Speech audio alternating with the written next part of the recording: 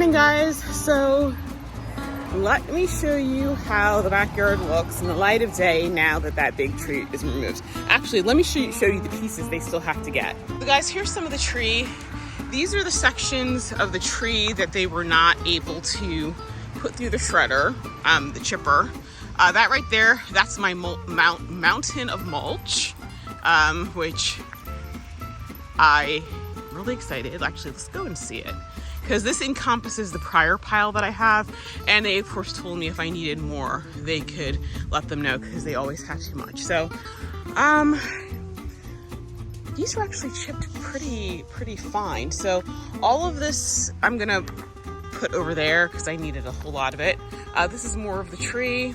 I'll be quite honest, it was a little bit frightening yesterday because I could hear the tree collapsing, and obviously it wasn't hitting the house, but still you could feel the vibration. So I mean, look at how big this thing is. I mean, massive. I was gonna count the rings, but I still have a stump left, which is right here. I'm not gonna grind it out because, quite frankly, that's gonna be kind of hard with this here and with that here. You know, it's a fairly level surface, so I don't know. Well, one side is more level than the other, but I'm thinking I might put a statue up there. That might look kind of cool. And let's put it this way. When I start doing some filming, I can put my tripod right up. Sorry, I got interrupted by my alarm, but I'm gonna put my tripod right up there looking down. That's gonna be a really interesting visual shot. So this right here is going to be the vegetable garden. It's gonna be elevated beds. Now, and I'm sorry guys, I'm holding the dog on his leash and he is not cooperating as typical. I think the vegetable garden here is going to work out better because, number one, it's right outside the back of the door. The other thing is, in time, what I want to do is, see all this pavement, there are parking lots here. I want to have it removed. There's a natural line right here. And so I want to actually have the asphalt removed like to this point. And so, as you can see, that's like 30 feet. That's going to give me a lot of space.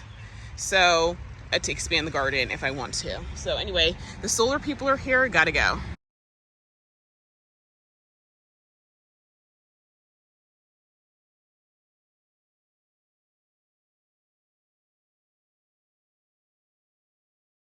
Hey guys, so I'm having solar panels run, and so this is the trench because we're putting on top of the garage going to my house.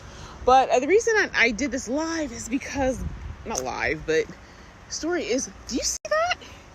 That is a rose. That is either Teasing Georgia or Graham Thomas. It actually climbed that tree. I mean, talk about an actual climbing rose. That's how big it got, people. So, you know, that's kind of like a tall shrub. So this winter, I actually might cut that down and put like a trellis back there. But yes, look how big that climbing rose got.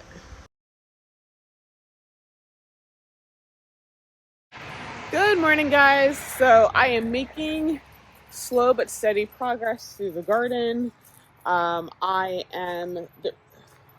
There's some winter sowing that I'm going to actually move to the side of my house, and I'm going to continue to water and fertilize them over there until they get a little bit bigger.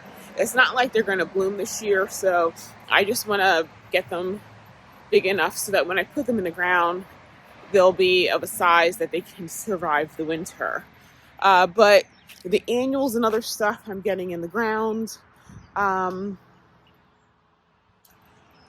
I'm getting close to being, finished for, thus far. And I'm really excited. Once I finish, this morning before work, I'm going to put in all of the Amaranth I have left. I have some hot biscuits, and then I have this yellow tricolor. I'm going to put that in the beds. I have some sunflower, but I decided that I'm going to put those in the promenade garden because that needs some filling in.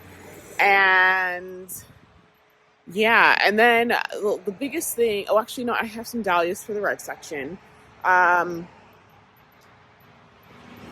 I'm just trying to think, do I want to do dahlias in there? Because I'm going to be putting chrysanthemums. I may put the red dahlias in the promenade beds because those colors will go. But the big thing I need to do is start organizing my chrysanthemums. I showed you in a previous video, the root systems on them are getting really big. So I'm going to be putting them in the ground this weekend. And so I'm really excited about that. So I'm going to color code all the plants in their trays, you know, like red, orange, yellow, and that sort of thing, so that I'll be ready to go. So after I get those chrysanthemums planted in, those are going to the parterre garden. I have a couple of sets more coming. One is from Harmony Harvest, and the other one is from Clara Joyce, but I think those are coming in June.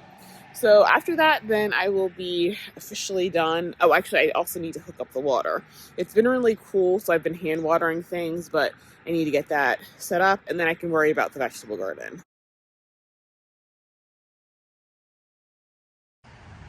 Ta-da! This tray is empty, so let me show you where everything is. So guys, I'm really excited this year because it's been cooler, it's been easier to work in the garden, and so I'm happy that I'm getting more in before it gets too hot. So there is one right there. I kind of tucked them in, like there's one between those verbascum leaves, and I watered them really well. I'm gonna have to now set up the irrigation to the beds, which I'll do later on tonight. Let's see if I can find other ones. There's one right there. There's one right there. These are the hot biscuits.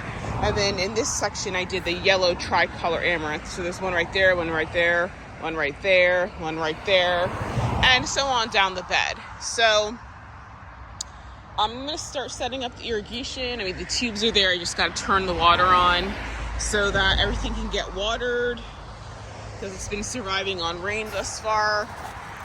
This yarrow, this Coronation Gold yarrow, did not get the memo on how big it was supposed to be. But you know what? That's okay. I mean, it's beautiful. Oh my gosh, this is massive. And this is I put it in last year, so if I could find some footage, I'll show you what it looks like last year around this time. So, and here's the second one, which is putting on a lot of growth too. So anyway, guys, everything is looking really good. I'm really happy. I'm ready for some blooms. I mean, things are blooming, you know, of course, but slowly. I definitely need to increase the amount of spring things I have. I need to get some more like bearded iris and that sort of thing, so that I have more things blooming earlier. That's the Desdemona rose. Oh my gosh, it's gorgeous. Love that bush. Charlotte, she's blooming. And after that, I'm gonna cut her back and give her some TLC. Oh, that's Carding Mill right there. She is doing very wonderful too. Loving that. This is Tessa the D'Urberville. I got to work on this one. I don't know why this rose is behaving so funky. I may have to pull that baby because it doesn't seem like it's really happy. Maybe I'll just get Munstead wood, because I don't know, that's just not working for me. And then I see a poppy. That is American Legion. So that is a pretty one. It's definitely more orange, or red with more orange in it. But hey, what are you gonna do? So tonight after work, I gotta tackle this. This is the sunflower. Get that in the ground. And skim the fountain again. I need to get that set up. So, and those are all my empty containers right there. So anyway, I'm just really, really, really happy that I'm making headway on everything in the garden. So I'm gonna give these some water. Oh, and look, my Cafe au lait dahlia is starting to bloom. I got this one from Jen from Forever Blooms with Jennifer. And yeah, let me get that some water. Let me grab the dog, and it's time for me to go in